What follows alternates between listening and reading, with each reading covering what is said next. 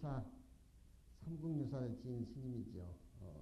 삼국유사 5권에 어록 2권도 또 나와 있고, 뭐 이련 스님하면 다 아시죠.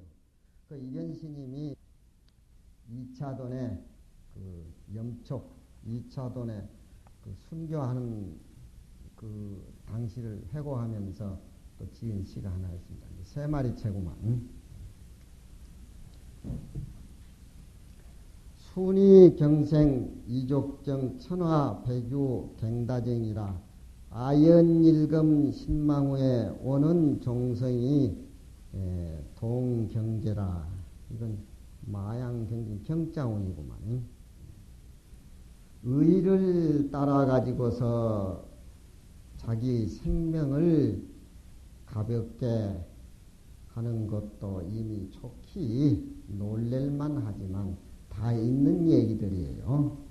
천하배규 경다쟁이라 그 2차돈이 순교를 하니까 하늘에서는 꽃이 떨어지고 그 목에서는 보살의 젖이 나왔으니까 갱다쟁이라 탓이 뭐 너무너무나 시정이 많다. 그치는. 그러니까 다정이 불심이라고 부처님 마음을 멀리서 찾을 것이 아니라 우리 사람 속에서 따뜻한 마음을 지닌 그것이 불심이다. 다 불교를 위해서 중생을 위해서 순교를 한 2차돈 모양을 그래 그린 겁니다.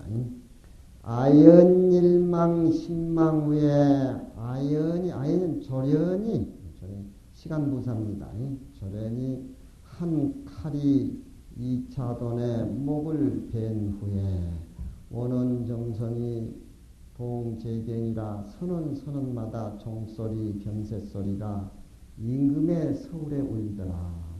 재경이란 말은 신라 서울에 불교가 국교가 돼가지고서 전체 신라 서울이 온통 불교의 종소리의 축제더라. 그런 소리를 표현하는데 시인들은 글 잘하는 사람들 좀 푸품해요. 여기에 재경이라고 하는 것은 옥황상제가 계신 하늘나라를 아마 재경이라고 해야 될 거고 또 내원궁에 제석천왕이 있는 걸 제원궁이라고 재경이라고 그렇게 할 겁니다. 그러니까 뭐 여기에 재경이라고 하는 것은 신라의 서울이 온통 불교의 축제 분위기더라. 그러니까 2차돈이가 순교한 것도 목을 순교해가지고 불교가 국교가 물론 됐습니다만 법홍하니까 실제 그 전에 벌써 불교가 다 익어가지고 성숙되어 있었어요. 성숙되어 있어가지고 그렇게 됐지. 성숙이 되지 않은 분위기 속에서 2차돈이 순교한다고 신라 불교가 국교로 어떻게 되겠습니까? 요즘 지금 우리가 되게 매우 어려운 난관을 겪고 있는데 이 어떤 계획의 분위기가 우리 스님들 사이 내면이 모두 다 성숙이 되어 있었더라면은 이런 어려움이 없을 텐데 이런 분위기가 성숙이 안 되니까 다 흩어지고 어떤 의견 규합이 잘 안 되고 그런 일이 없지 않다고 그렇게 이제 생각이 됩니다. 그래서 이련 스님의 2차돈의 순교창이라든가 대각국사의 어떤 순교창이라든가 이 대각국사는 자기도 언젠가는 몸을 불교를 위해서 버릴 수 있다는 어떤 그런 분위기 속에서 읊었고 여기는 온통 신라 불교가 국교가 돼서 축제 분위기야 바로 2차돈의 그런 어떤 순교로 시작되었다. 이제 그걸 이제 읊어내는 겁니다. 실제 우리는 지금 차도 좋은 차도 많고 그래서 성지순례니 뭐니 여행을 많이 다니는데 꼭 가면은 자기 느낌을 시로 남겨가지고 호사님들한테도 얘기해주고 그 성지에 가서 자기도 그런 큰 스님들이라는 게 조사스님이 참배하면은 자기 수행하는 현실하고 좀 비교를 해서 그 좋은 점을 그 성지 답사하면서 배우는 그런 걸로 엮어나가면 좋을 텐데 그만 그냥 그런 분위기가 요즘 덜 성숙돼서 좀 아쉽고 그래요. 그 어때 내가 이 얘기하는 게 이해가 됩니까? 대답 좀 한번 해보세요. 이해가 됩니까?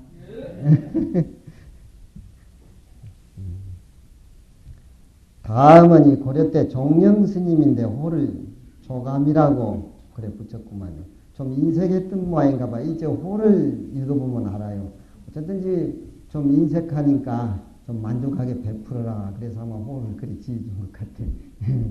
또 뭐 이남이라 참을인자 암자암자 쓴 사람은 자꾸 화를 버럭버럭 내니까 호를 질 때 좀 참아라. 다 이유가 다 있는 겁니다. 이 조감이라는 스님도 지금부터 한 우리가 얘기할 때 고려하면 한 7, 800년 스님이지만 호가 조감이라 이렇게 되니까 좀 인색하고 베풀기 싫어하는 그런 영감쟁이였던 모양이다. 조감 스님이 이제 시를 지는데 천사가 준의 도량 치수 고희증이라. 천사 준의 도량 치수 고취증이라. 폐엽번이 주겹배 천하 낙진 안하계라. 취양광대 인간착하니 수시양광 노만해요. 요건 좀 색다른데, 천사가 이름은 왜 이름인데 그 신분이 밝혀지지 않아서 이름은 아마 본명은 천인 모양인가. 이 천자가 드러낼 천자, 날릴 천자 그 천이죠. 천사가 준에 도량하여 내 도량에까지 달려와가지고 취해가지고서 잠을 자는 연고로 그 꼬라지를 보고 희롱해서 시 한 마리 지어줬다. 그 얘기입니다. 천사가 내 도량에 달려와서 취해가지고 자는 연고로 희롱해서 한 마리 지어줬다. 아마 지금도 그렇지만 800년 전 고려시대도 스님들이 술 많이 먹는 골치 아픈 그런 스님들이 많이 있었던 모양인가 봐요. 예나 지금이나 아마 술 많이 먹고 속 썩히는 스님들은 막 골치 아팠던 모양. 부처님 당시에도 육군비구가 있으니까 뭐 육군비구 이름 다 남긴데 뭐. 그 취해가지고 객실에서 자든지 그래 하면 될 텐데 취해가지고 안 객실에까지 와가지고 잠을 자고 하니까 냄새도 나고 분위기도 이상하고 하니까 그래 이제 시를 지었네. 폐엽번이 주급배. 폐엽이라는 것은 부처님 경전을 새긴 파다라수인데 폐엽이 번디쳐가지고 주겹배가 됐다. 주겹배가 됐다. 이건 절구지요.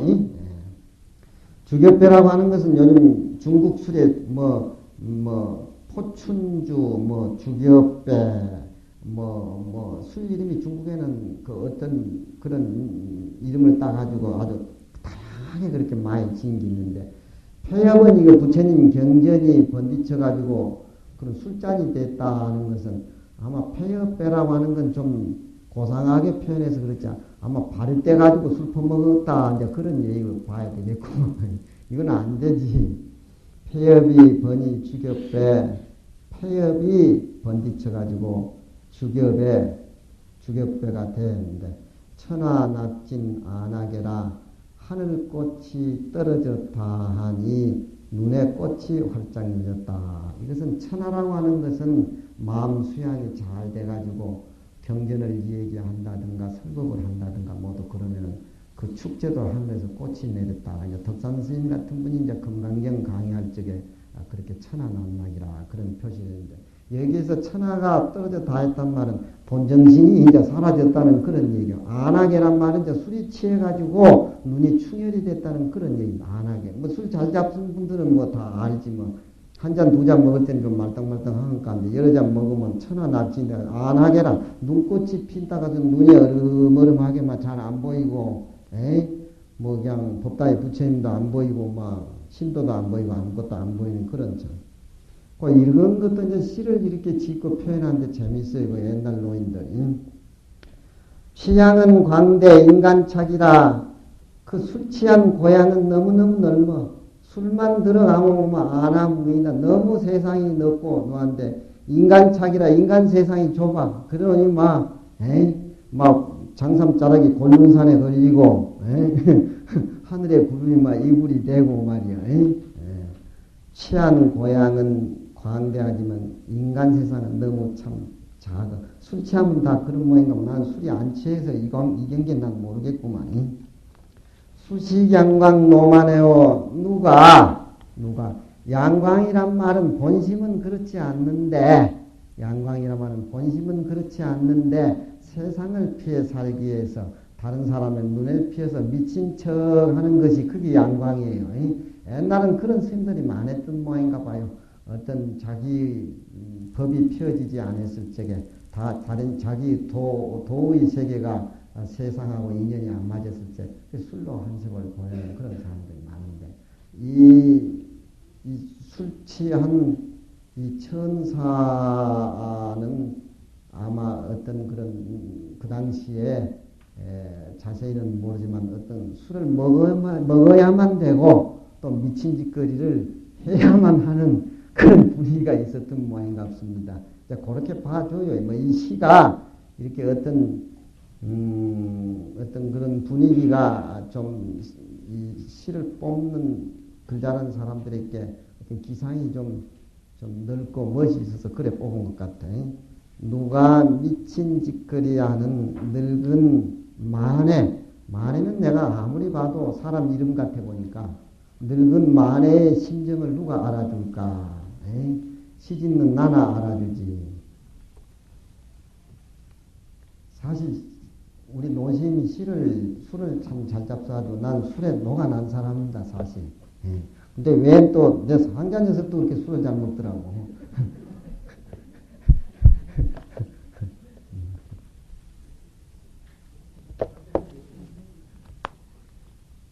자, 우리 노신님은 바둑을 나한테 치면은 분이 나니까 저 매점에 가서 술을 잡숴요. 술을 잡숴가지고 얼굴이 채지면 미니 하면서 올라오면 죽인다고 막 불러대면 내가 뭐 두드려 맞는데 갈까봐 안 가지. 그래도 바둑을 배워가지고 우리 노신 이길 때 제일 꽃으로 맞으면 누가 뭐 바둑 배워가지고 2점짜리 막대에서 이기니까 꽃으로 맞아 그러더만 우리 노심한테 바둑 배워가지고 바둑이 처음으로 이길 때 그렇게 꽃으로 맞으고만 노심거 뭐가 아무것도 안 보이지 오직 죽이는 것만 뭐만 능사돼. 이 노인이 치기 싫어하기는 통포서 탁구 잘 치는 우리 명정도보다 치기 싫어하는 더해. 그 노심 술을 잔뜩 잡수시고 골이 나니까 막 천암사 도랑이 떠나가도록 고래고래 내 이름으로 내가 가나? 안 가지. 부르다 지치면은 밖에서야 물을 막 집어 던지고 세숫대야를 막 집어 던지고 나 이제 방광으로 몰린 기지. 가만히 옆에서 뒤에서 숨어서 구경한다. 그러면 하다 보면 힘이 떨어지잖아. 그러면 그 어른이 시를 읊어야. 시가 무슨 시냐면 불령산색이 능공격한데 호계에서 통해주라. 불령산이 내가 청암사야. 불령산이 내가 청암사. 불령산 산의 빛깔이 너무너무 푸르러가지고 저 가을 푸른 하늘을 능가하는데 호계에서 통해주라. 그 청암사 계곡에 흘러나가는 계곡 이름이 호계라. 호계에 흐르는 물은 저 바다하고 같이 통했더라. 그 자기 살림살이가 그거라. 그 내가 알지. 내가 가서 또 바둑 뛰면 둘이 싸움하고 그런 시도 안 나오잖아. 내가 그거 구경하려고 이제 뒤에 숨어 있지. 내가 살림살이가 이래도 우리 노신보다는 한 수 더 떠요. 자유농아 무사객이 이 가운데에 기물고 벙어리 무사객에 할 일 없는 나그네가 날라리 그래 혼자 그래 읊고 있어요. 아마 내가 어렸을 때 그 어른 술 취해가지고 최종적인 그 살림살이 구경하면서 내가 시심이 좀 심어지고 익어지지 않았나 그렇게 생각이 드는데 그 취해도 그렇게 멋있는 식구가 나와야지. 요즘 이놈들은 술 퍼먹으면 그냥 막 패대 끼고 싸움질하고 막 그게 안 되는 기라. 그래도 그 술 먹어도 그렇게 자기 살림살이가 그대롭게 진하게 나와야 되는데 요즘 애들 술 먹고 그래서 하면 술 먹을 자격이 없어. 그건 옷 뺏겨가지고 딱 보내야 돼. 내 상자지만.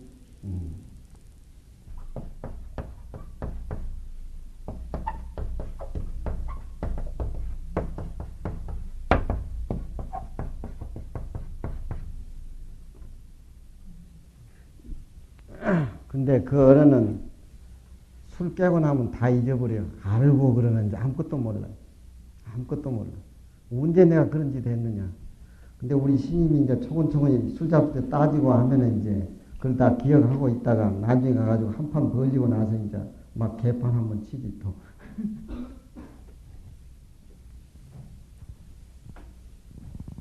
불령산생 능법경 호계유수 통해르라 자유의 농아 무사객이 랄라리 랄라리.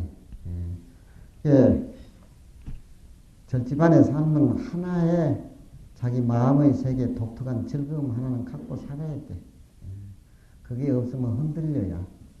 하나는 꼭 갖고 살아야 돼. 또 한 수 해봅시다. 한 마리.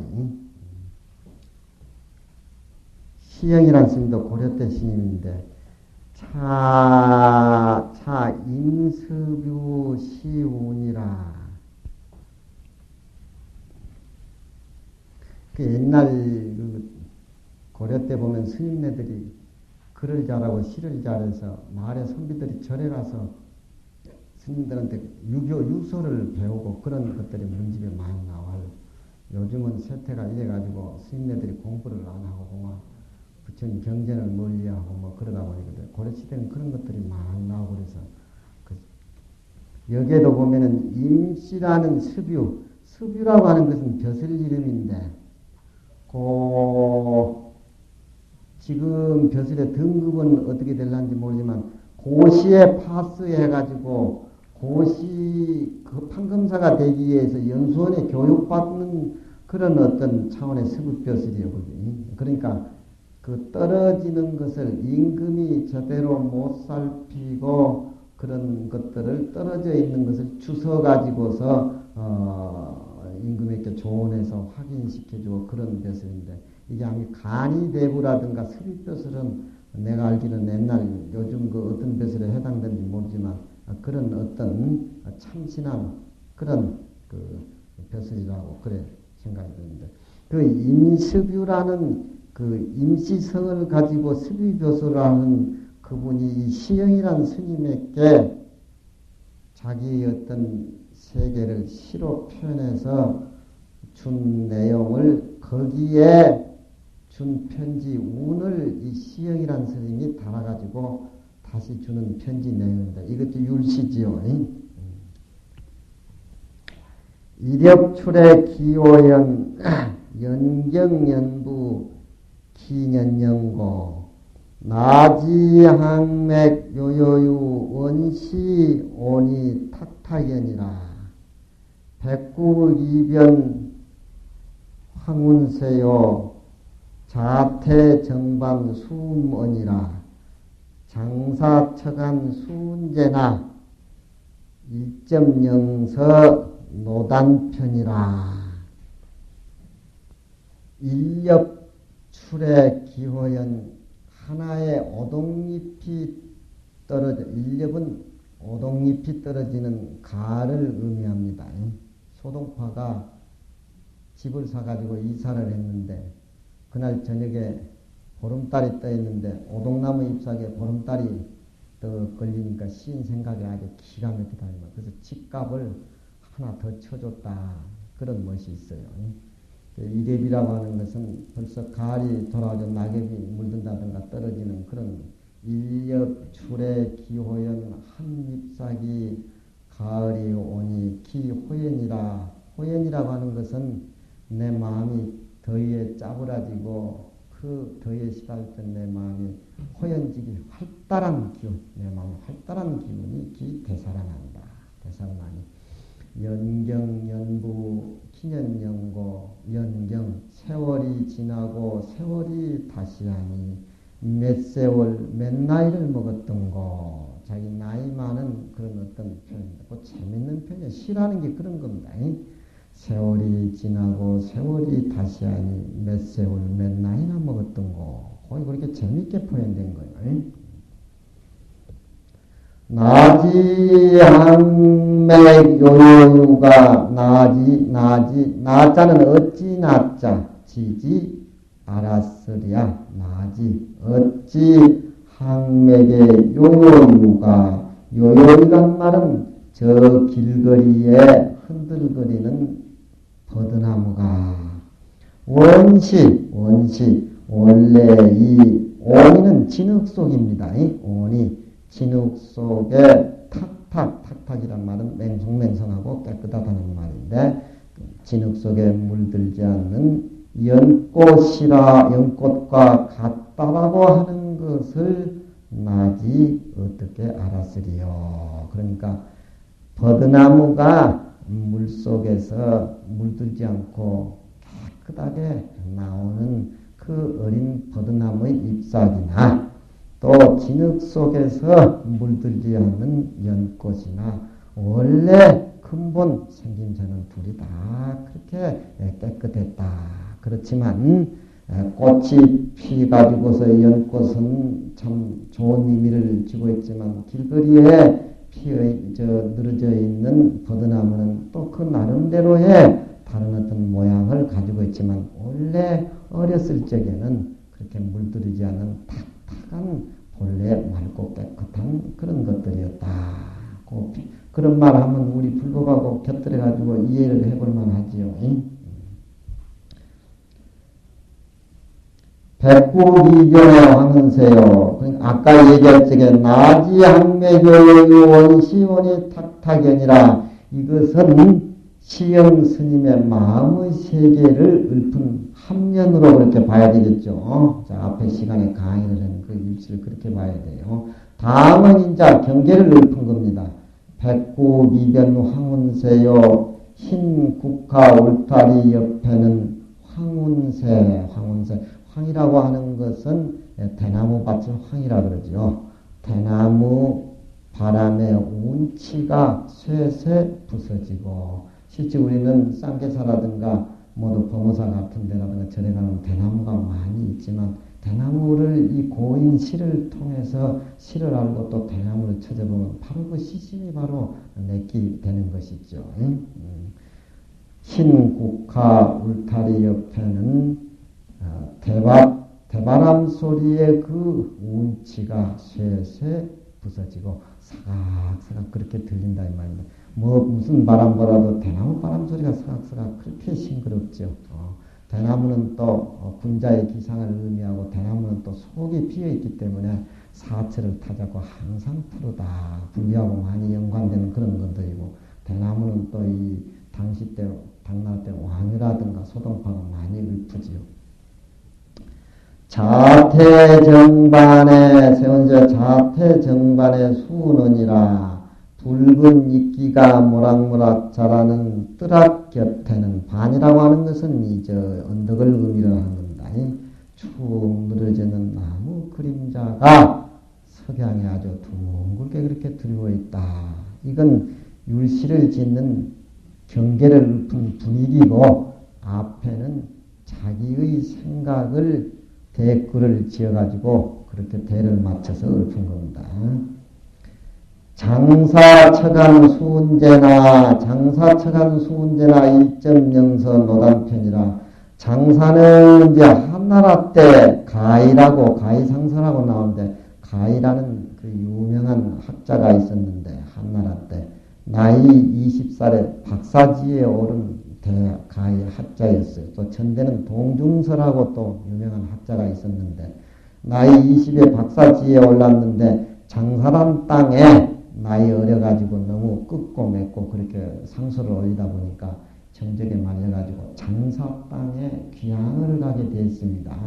그러니까 장사처간이라 그러면 여기서 가위를 얘기하고 장사처간 이렇게 얘기하면 고사에 영성에도 이런 글자가 나옵니다. 귀향 가는 사람. 장사처간이라 그러면은 뒤에 후에 사람들이 귀향 가는 사람. 그러니까 여기에 임수규라는 사람이 바른말 잘하고 뭐 그렇다가 정적에 말려가지고 잠시 벼슬길을 떠나가지고 귀향간 신세가 돼서 아마 이런 그 장사처럼 가위의 고사를 가지고 소화를 시킨 것 같습니다. 마지막 글구를. 장사의 처간이 비록 있다고 말하나 당신이 비록 때가 맞지 않아가지고서 벼슬길에서 귀향 간다라고 하지만 그런 뜻으로 이렇게 풀이하면 돼요. 1.0서 노단편이라 한 점의 신령스러운 물소가 힘에 넘치고 사상이 건전하고 우국충정에 차있는 한 점의 신령스러운 당신의 근본의 물소가 당신이 지은 이 단편시에 노노 드러나 있다. 그러니까 잠시 당신은 귀향길에 머무르고 어떤 벼슬길에 일선에서 물러났다 하더라도 원래 당신의 마음은 영꽃과 같이 맑고 깨끗하고 또 당신의 지금 살림살이는 우국충정에 타있는 그런 어떤 단편이 당신이 남겨놓은 시에도 다 포용되어 있기 때문에 스님한테 와가지고 그런 것 저런 것에 대해서 아마 시영 스님한테 와가지고 임시부가 자기 장래 문제에 대해서 그렇게 걱정을 하고 자문을 구했기 때문에 이 시영 스님이 그 임시부가 지은 시 원자를 따가지고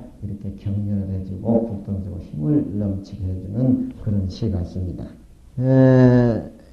대각국사 염촉사인묘는 일곱자백이 7원으로 돼가지고 절구라 그러고 요일 스님의 걸태는